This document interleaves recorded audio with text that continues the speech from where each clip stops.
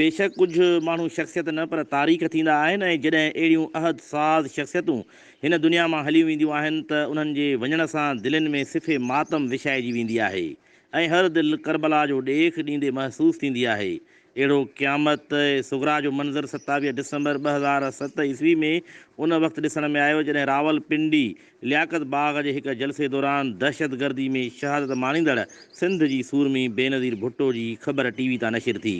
अहिड़ो हसीन मौत बे नसीब वारनि जे हथु ईंदो आहे जंहिंजो ॿुधी हर अख अशबार थी उथी ऐं हर दिलि क़रीबी रिश्ते जियां पंहिंजी दिलि में नाक़ाबिले बयान ॾुख जी शदीद लहर महसूसु करे।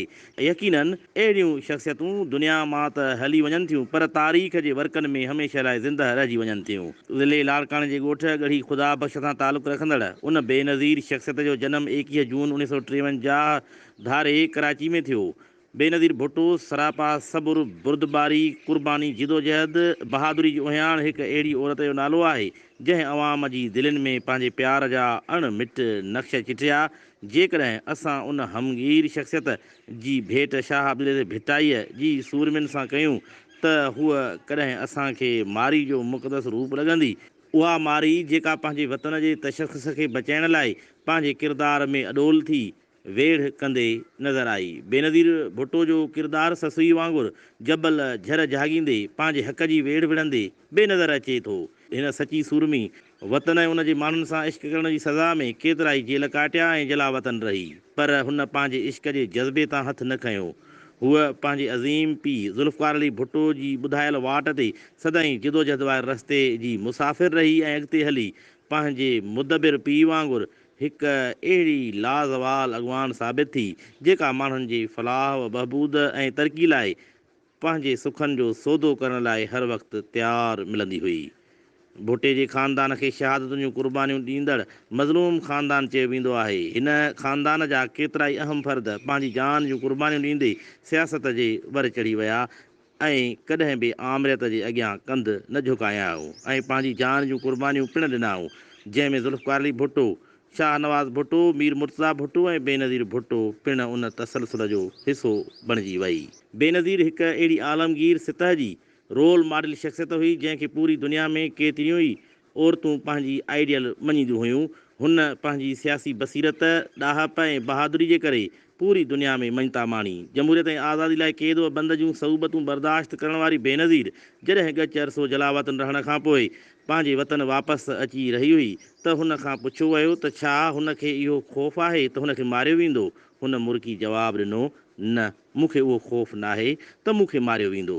मूंखे सिर्फ़ु पंहिंजे मुल्क में वापसि वञण जी ख़ुशी आहे। फ़ौलादी किरदार जी मालिक बेनज़ीर सच त ॼण ख़्वाबनि जो हिकु अहिड़ो हसीन देवमालाई किरदारु हुयो जंहिंजे ॿुधायल नक्शे क़दम ते हलण में हर माण्हू फ़ख़ुरु महसूसु कंदो हुयो।